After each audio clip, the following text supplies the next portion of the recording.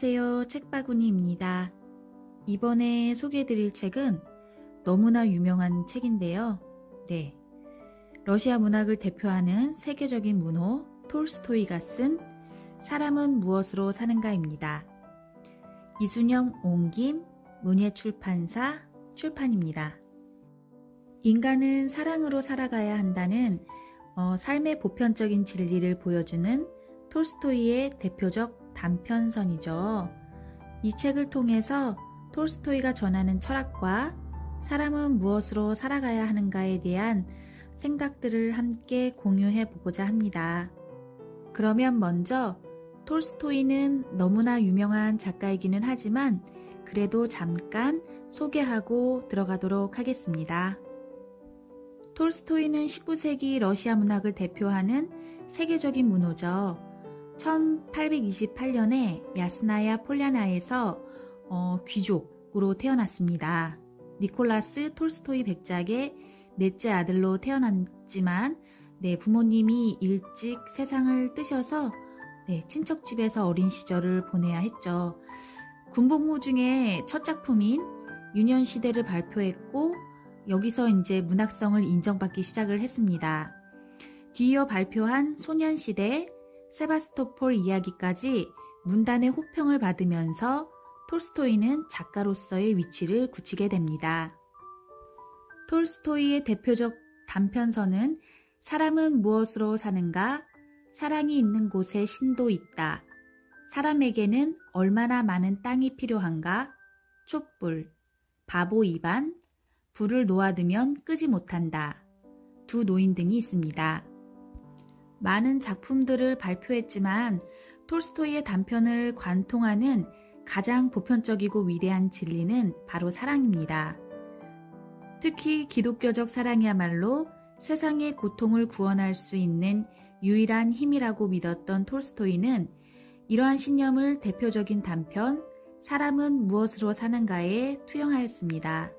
오늘 소개해드릴 책이죠. 그러면 톨스토이의 단순하고 간결하고 명확한 이야기 속에 그려진 그의 철학과 인생관을 살펴볼 수 있는 사람은 무엇으로 사는가로 들어가 보도록 하겠습니다. 제가 소개해드린 톨스토이에 대한 이야기는 이 책을 옮긴 이순영 선생님의 이야기를 빗대어서 소개해드렸습니다. 톨스토이의 작품 중에서 오늘은 두 작품을 살펴보고자 하는데요. 먼저는 사람에게는 얼마나 많은 땅이 필요한가 라는 작품입니다. 톨스토이는 이 작품을 통해서 사람의 욕심은 끝이 없고 욕심은 결국 파국으로 치닫는다라는 교훈을 남기고자 했습니다. 여기에서는 주인공 바음이라는 농부가 나오는데요. 농부는 비록 풍요롭게 살지는 못했지만 그래도 가족들이 함께 안전하고 그리고 굶지 않고 편안하게 살 수 있는 환경 속에서도 계속해서 끊임없이 더 많은 땅을 갈구하는 모습을 보이는 인물입니다. 그런데 이 끝없는 욕심을 악마가 눈치를 채고 악마가 이 바음의 시험에 들게 하면서 결국 그가 가진 욕심이 어떻게 파국으로 치닫는지를 이야기를 통해서 보여주고 있습니다.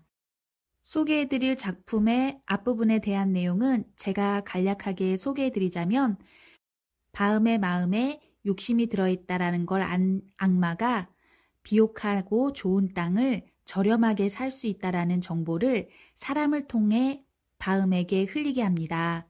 그래서 그 이야기를 들은 바음이 그 땅을 차지하기 위해 악마 앞으로 스스로 가게 되는 과정입니다. 지금부터는 톨스토이의 작품을 통해 내용을 이어가도록 하겠습니다. 바시키르 사람들이 한창 옥신각신하는데 여우 털모자를 쓴 남자가 불쑥 들어왔다. 그러자 모두들 말을 뚝 그치고 자리에서 일어났다. 토격하는 사람이 말했다. 이분이 바로 촌장님이십니다. 바음은 준비해온 선물 가운데 가장 좋은 옷과 5파운드짜리 차상자를 가져다 촌장에게 내밀었다. 촌장은 그걸 받아들고 맨 윗자리에 앉았다. 사람들이 일제히 촌장에게 뭔가를 말하기 시작했다. 촌장은 한참 이야기를 듣더니 고갯짓으로 사람들을 조용히 시키고는 바음에게 러시아어로 말했다. 자, 그렇게 하세요. 마음에 드는 땅을 고르세요. 땅이야 얼마든지 있으니. 바음은 생각했다. 갖고 싶은 만큼 가지라고 하는데 어떻게 가져야 하는 거지? 확실히 계약을 해야겠어. 안 그러면 준다고 해놓고 나중에 다시 뺏어갈지도 몰라. 바음이 말했다. 이렇게 친절을 베풀어 주시니 감사합니다. 이곳 땅이 많긴 하지만 전 그냥 조금만 바랄 뿐입니다. 단 제 땅이 얼마만큼 되는지 확실히 알고 싶습니다. 정확히 측량을 해서 주시면 안 될까요? 사람 목숨이라는 게 언제 어떻게 될지도 모르는 거 아니겠습니까? 여러분이 선뜻 땅을 주셨는데 나중에 여러분 후손들이 다시 빼앗아갈 수도 있잖아요. 촌장이 대답했다. 맞는 말입니다. 원하는 대로 해드리지요. 상인 하나가 여기서 땅을 사고 문서를 받았다는 얘기를 들었는데 제게도 그렇게 해주셨음 합니다. 촌장은 그 말 뜻을 알아듣고 대답했다. 그러지요. 전혀 어려운 일이 아니에요. 이곳에도 서기가 있으니 함께 시내에 가서 서류에 도장을 찍도록 합시다. 그런데 땅값은 얼만가요? 여기에서는 값이 다 똑같습니다. 하루에 1,000루블입니다. 여기서 잠깐 소개를 해드리고 갈게요. 현재 하나로 따지면 1,000루블은 14,480원 정도가 되는데요. 이 책이 1800년도에 쓰여진 책이니까 현재 화폐 가치랑은 차이가 있겠죠. 그런데 여기서 표현하는 이야기는 어쨌든 비옥한 땅을 굉장히 저렴하게 구입할 수 있다라는 내용을 담고 있습니다. 다시 작품으로 이어지겠습니다. 바음은 무슨 말인지 알아들을 수가 없었다. 하루라고요? 그건 어떻게 재는 건가요? 몇 데샤티나쯤 되는 건가요? 우리는 그런 식으로 계산하는 건 모릅니다. 하루 단위로 땅을 팔지요. 하루에 걸어서 갔다 온 만큼 땅을 가질 수 있는 겁니다. 그 하루치가 1,000루블인 것이지요. 바음이 깜짝 놀라 물었다. 하루에 돌 수 있는 땅이 상당히 넓을 텐데요? 촌장이 웃으면서 대답했다. 그 땅을 다 갖는 겁니다. 단 조건이 하나 있어요. 그날 안으로 처음 출발했던 곳으로 돌아오지 못하면 돈을 잃게 됩니다. 그런데 내가 다닌 곳을 어떻게 표시하나요? 당신이 출발하고 싶은 장소를 정하면 우리가 같이 갈 겁니다. 그리고 거기에서 기다리고 있을 테니 당신은 삽 하나를 들고 그 지점을 출발해 돌아오면 되는 거예요. 어디든 원하는 곳에 표시를 하세요. 그러니까 방향을 바꿀 때마다 삽으로 땅을 파고 풀을 심어두는 거죠. 그러면 나중에 우리가 가서 쟁기로 각 구덩이를 연결할 겁니다. 얼마나 멀리까지 가든 상관없지만 해가 지기 전에는 꼭 출발했던 곳으로 돌아와야 합니다. 그러면 그 땅은 전부 당신 것이 됩니다. 바음은 뛸 듯이 기뻤다. 다음날 아침 일찍 출발하기로 하고는 사람들과 얘기를 나누고 술과 양고기를 먹고 차를 마시다 보니 어느새 밤이 깊었다. 바시키르 사람들은 다음날 아침 동이 틀 때 모여 해가 뜨기 전에 약속 장소로 나가기로 하고 바음에게 푹신한 깃털 이불을 내준 뒤 각자 천막으로 돌아갔다. 바음은 자리에 누워서도 좀처럼 잠을 이룰 수가 없었다. 땅 생각이 머리에서 떠나질 않았다.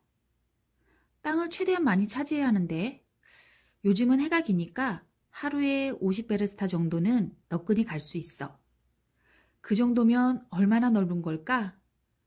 그중 시원치 않은 땅은 팔거나 빌려주고 좋은 땅에는 내가 농사를 져야지.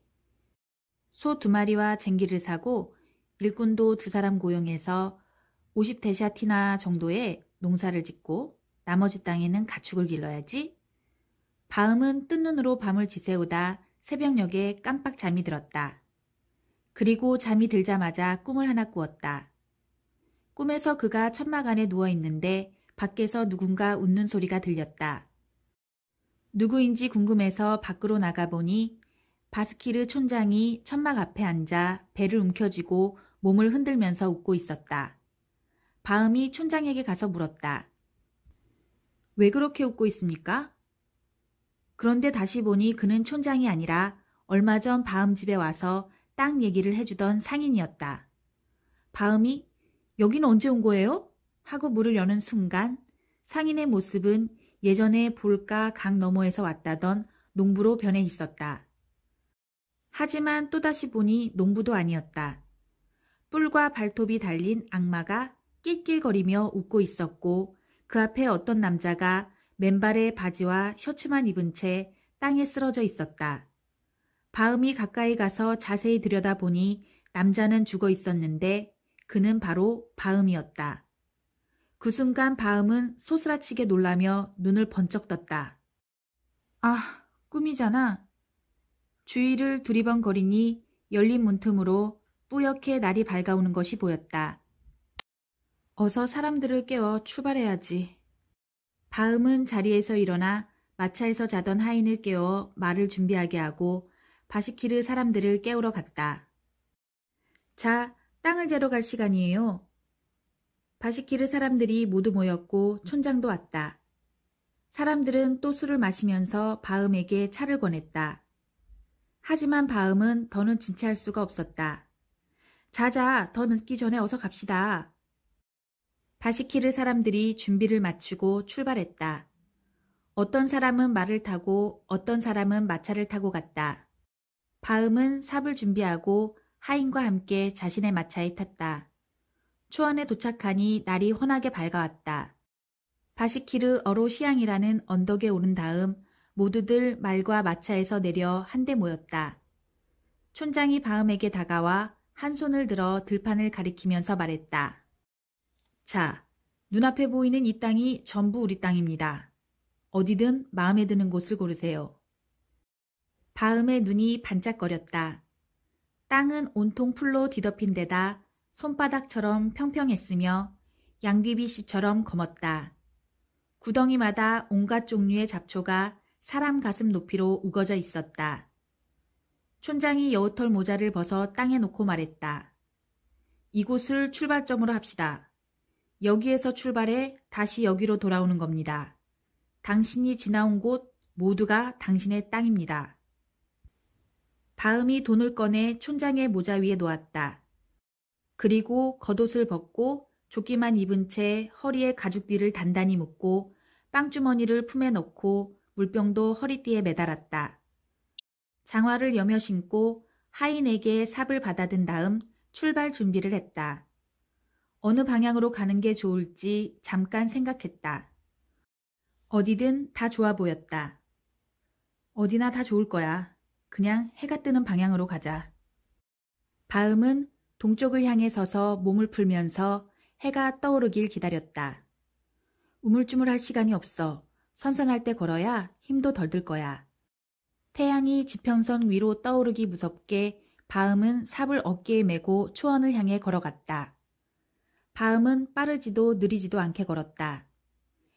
1베르스타쯤 가서 걸음을 멈추고 구덩이를 판 다음 눈에 잘 띄도록 풀을 여러 겹으로 쌓았다.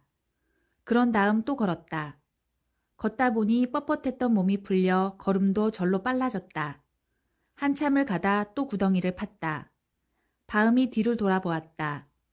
햇빛이 비추니 언덕과 거기에 있는 사람들이 또렷이 보였고 마차 바퀴도 번쩍거렸다.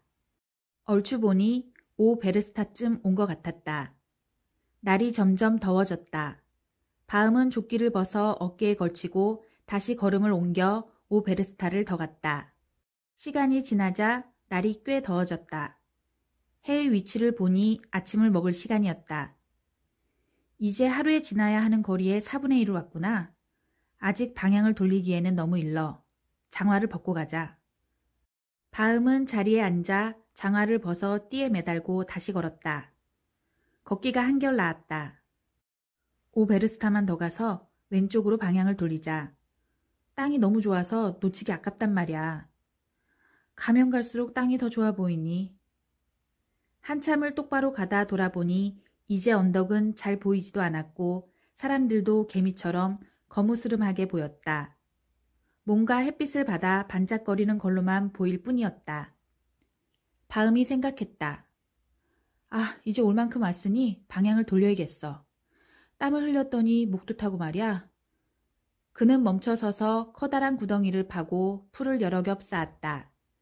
그런 다음 물병을 열어 물을 마시고 왼쪽으로 방향을 돌렸다. 그는 걷고 또 걸었다. 풀이 꽤 높이 자라 있었고 날도 몹시 더웠다. 바음은 슬슬 지치기 시작했다. 태양을 보니 한낮이었다. 이쯤에서 좀 쉬어야겠어.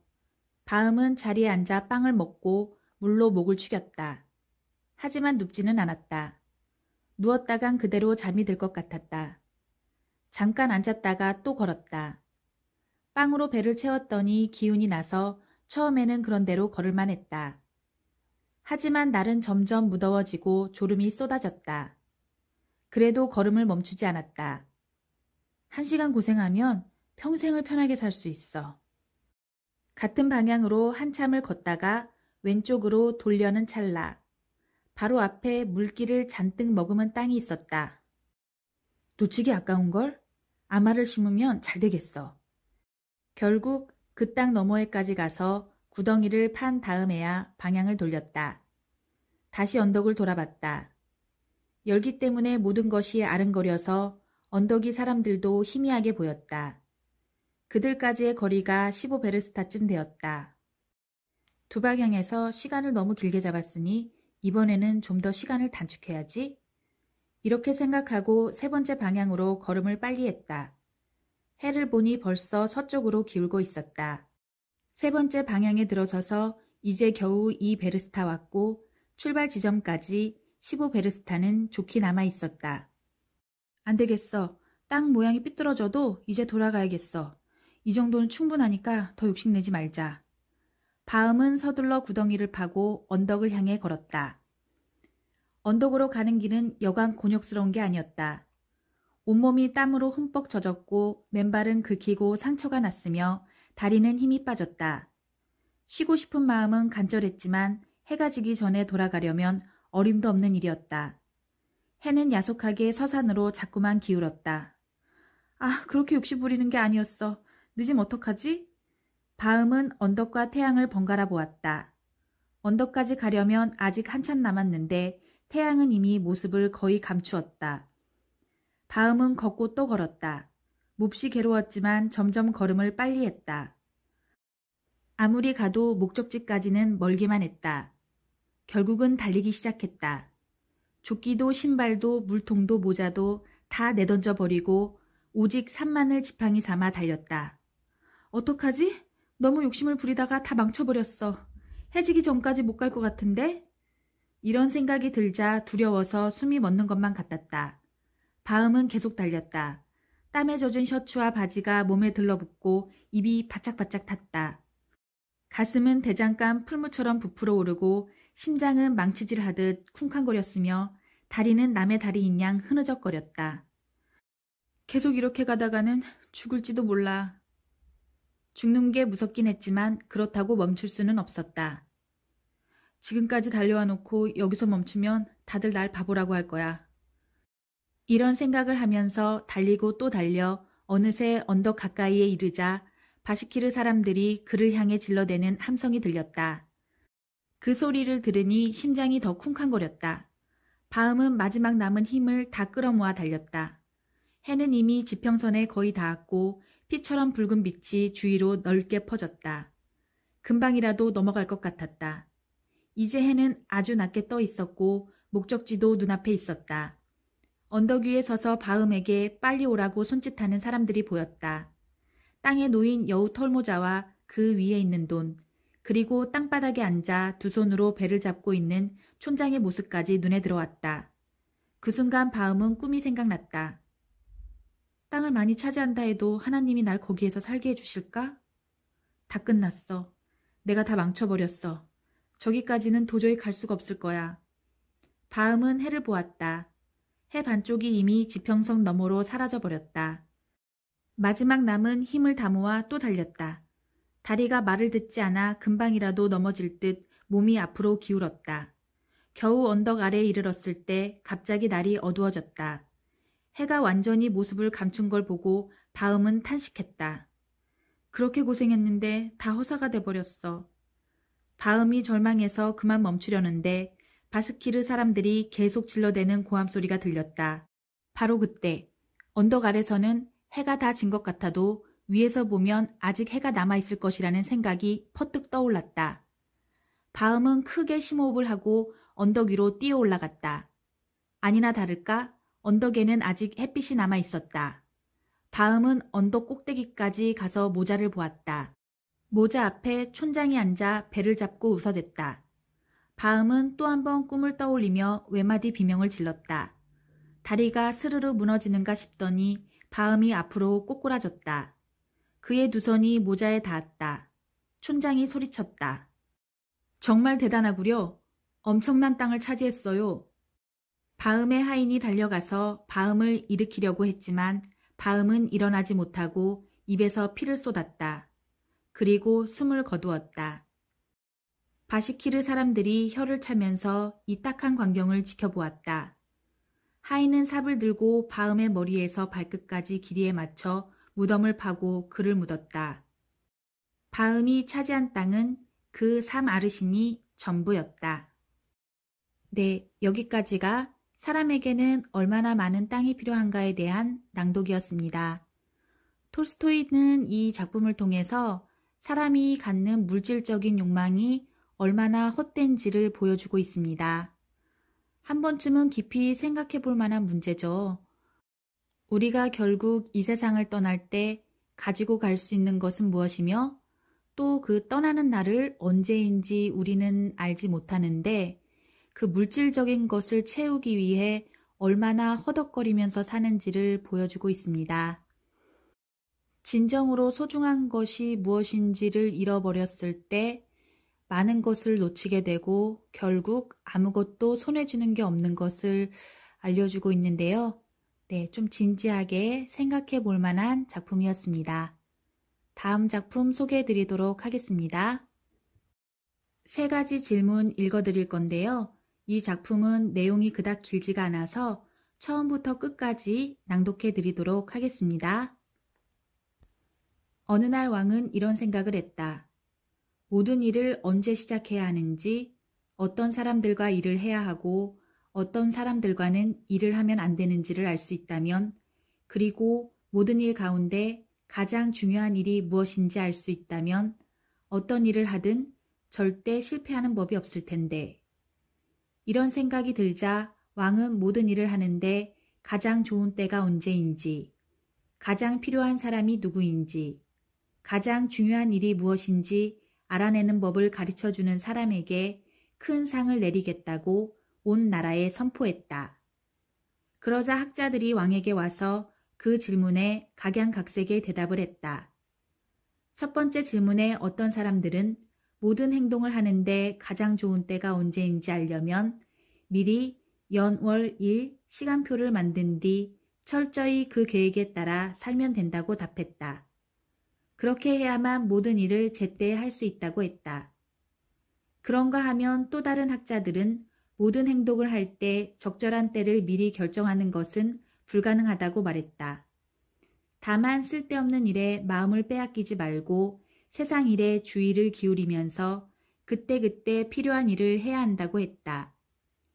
그런가 하면 또 다른 학자들은 왕이 세상에서 일어나는 일에 아무리 주의를 기울인다 해도 한 인간이 모든 행동의 올바른 때를 정확히 판단하기는 불가능하므로 현명한 사람들의 조언을 구하고 그에 따라 결정해야 한다고 충고했다. 그러자 또 다른 학자들은 조언자들에게 물어볼 여유가 없을 정도로 급박해 지금 시작해야 하는 때인지 아닌지 당장 결정해야 하는 일도 있다고 말했다.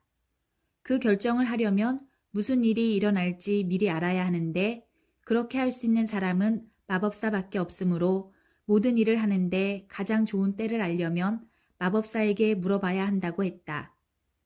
두 번째 질문에도 서로 다른 대답이 나왔다. 왕에게 가장 필요한 사람은 왕을 보필하는 정치가라고 하는 사람도 있었고 성직자라고 하는 사람도 있었으며 의사라고 하는 사람도 있었다. 그런가 하면 군인이라고 하는 사람도 있었다. 가장 중요한 일을 묻는 세 번째 질문에도 어떤 사람은 세상에서 가장 중요한 일은 학문이라고 대답했고 어떤 사람은 병법이라고 답했으며 주님을 숭배하는 것이라고 하는 사람들도 있었다. 온갖 대답이 나왔지만 왕은 어떤 대답도 마음에 들지 않았으므로 아무에게도 상을 내리지 않았다. 그리고 현인이라 널리 알려진 은자를 찾아가 올바른 대답을 구해보기로 했다. 은자는 숲속에 살면서 한 번도 그것을 떠나지 않았으며 평민들만 만났다. 그래서 왕은 평민들이 입는 옷을 입고 호위병들과 은자의 암자 근처까지 간 다음 호위병들은 그곳에 남기고 혼자 말에서 내려 은자를 만나러 갔다. 왕이 갔을 때 은자는 집 앞에 있는 밭이랑을 파고 있었다. 그는 왕을 보더니 인사를 한번 하고는 계속 이랑을 팠다. 몸이 비쩍 마른 은자는 삽을 땅에 받아 조그만 흙덩이를 퍼내면서 힘겹게 숨을 내쉬었다. 왕이 은자에게 다가가 말했다. 지혜로우신 은자님, 3가지 질문에 대답을 얻고 싶어 이렇게 찾아왔습니다. 나중에 후회하지 않으려면 어떤 때를 기억하고 놓치지 말아야 합니까? 어떤 사람들이 가장 필요한 사람들이며 어떤 사람들과 더 많이 일해야 하고 어떤 사람들과 더 적게 일해야 합니까? 가장 중요한 일은 무엇이며 그래서 모든 일 가운데 가장 먼저 해야 하는 일은 무엇입니까? 은자는 왕의 말을 듣고 아무 대답도 하지 않았다. 그저 손에 침을 탁 뱉고는 다시 흙을 팠다. 왕이 말했다. 힘들어 보이는군요. 삽을 이리 주십시오. 제가 해드리겠습니다. 고맙소. 은자가 왕에게 삽을 주고 땅바닥에 털썩 주저앉았다. 왕은 두이랑을 파고 나서 일을 멈추고 다시 물었다. 은자는 여전히 아무 대답도 없이 자리에서 일어나더니 삽을 달라고 한 손을 내밀었다. 이제부터는 내가 할 테니 잠깐 쉬시오. 하지만 왕은 삽을 내주지 않고 계속 일을 했다. 1시간이 지나고 또 1시간이 지났다. 해가 나무 뒤편으로 기울기 시작하자 왕은 삽을 땅에 꽂고 말했다. 지혜로우신 은자님, 저는 질문에 대답을 얻으려고 이곳에 왔습니다. 대답을 해주실 수 없다면 그렇다고 말씀해 주십시오. 그렇다면 저는 돌아가겠습니다. 이 말에 은자가 대답했다. 저기 누군가가 뛰어오는군요. 누구인지 봅시다. 왕이 돌아보니 숲속에서 수염이 텁수룩하게 난 남자가 달려오고 있었다. 남자는 두 손으로 배를 움켜잡고 있었는데 손밑으로 피가 흘렀다. 남자는 왕의 앞까지 오더니 그대로 땅에 쓰러졌다. 눈을 치켜든 채 꼼짝도 안 하고 희미한 신음소리만 냈다. 왕과 은자가 남자의 옷을 벗겼더니 배에 커다란 상처가 있었다. 왕은 아주 조심스럽게 상처를 씻긴 다음 자기 손수건과 은자의 수건으로 상처를 감쌌다. 하지만 피는 좀처럼 멎지 않았다. 왕은 몇 번이나 뜨뜻한 피로 흠뻑 젖은 수건을 떼어내고 상처를 씻은 다음 새로 수건을 감았다. 마침내 피가 멈추자 남자는 의식을 차리고 마실 것을 찾았다. 왕이 깨끗한 물을 가져와 남자에게 주었다. 그러는 동안 날이 저물어 꽤 서늘해졌다. 왕은 은자의 도움을 받아 부상당한 남자를 암자로 옮겨 자리에 눕혔다. 남자는 아무 말 없이 눈을 감고 누웠다. 왕은 거기까지 걸어온 데다 밭일까지 하다 보니 피곤이 밀려와 문지방에 웅크리고 앉아 잠이 들었다. 그리고 짧은 여름밤 내내 한 번도 깨지 않고 곤하게 잠을 잤다. 아침이 되어 눈을 떴을 때 그곳이 어디인지 자리에 누워서 눈을 번쩍거리며 자신을 빤히 보는 수염이 텁수룩한 낯선 남자가 누구인지 생각나기까지 한참이 걸렸다. 저를 용서해 주십시오. 왕이 잠에서 깨 자신을 바라보자 남자가 힘없는 목소리로 말했다. 나는 당신을 모르오. 그러니 용서할 일도 없소. 폐하는 저를 모르시지만 저는 폐하를 압니다. 저는 폐하에게 복수하기로 맹세한 폐하의 적입니다.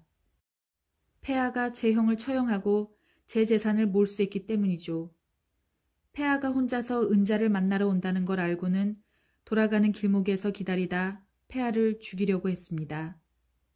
그런데 하루가 다 지나도록 폐하가 돌아오지 않았습니다. 그래서 폐하를 찾으러 오다가 호위병들을 만났습니다. 그들이 저를 알아보고 공격을 했습니다. 저는 그들을 피해 달아났지만 폐하가 상처를 치료해주지 않았더라면 아마 피를 쏟다가 죽었을 겁니다.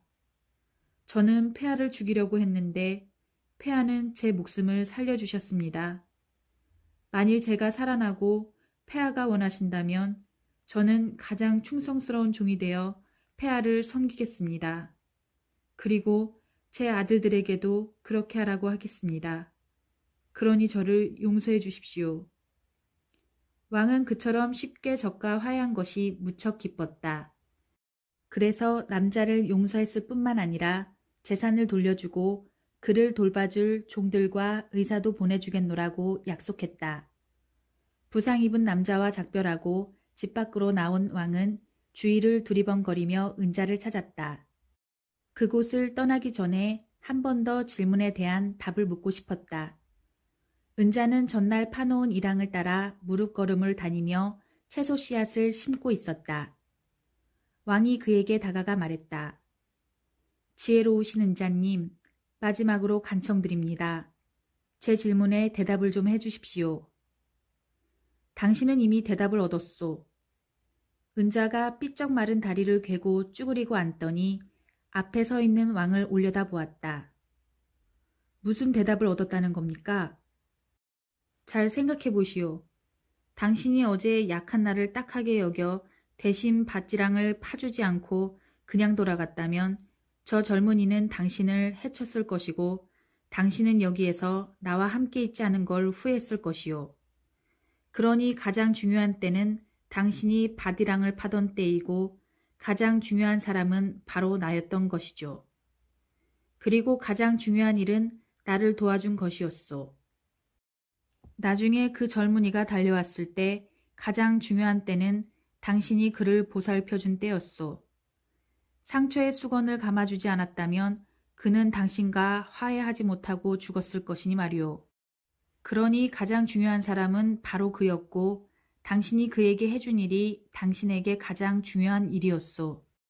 꼭 기억하시오. 가장 중요한 때는 바로 지금이라는 걸 말이오.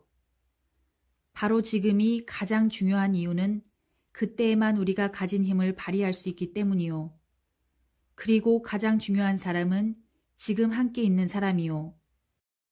앞으로 또 다른 사람과 관계를 맺게 될지 어떨지는 아무도 알 수 없기 때문이지요. 그리고 가장 중요한 일은 함께 있는 그 사람에게 선을 행하는 것인데 오직 그 하나를 위해 인간은 이 세상에 온 것이기 때문이요. 네, 여기까지가 3가지 질문이었습니다. 3가지 질문에서는 맨 마지막 부분에 핵심 내용이 다 나오는데요. 우리에게 가장 중요한 때는 바로 지금이고 가장 중요한 일은 함께 있는 그 사람에게 선행을 하는 것이다. 그리고 우리가 이 세상에 온 이유는 오직 그것뿐이다. 라고 말하고 있습니다. 이 작품에서 말하듯이 우리가 힘을, 영향력을 미칠 수 있는 순간은 오직 지금뿐입니다. 지금 곁에 있는 사람 더 사랑하고요. 지금 내가 할 수 있는 일에 더 열정을 쏟고 지금 나를 더 보살피면서 좀 더 행복하고 보람 있는 시간을 보내시기를 바라며 오늘 리뷰는 여기서 마치겠습니다. 감사합니다.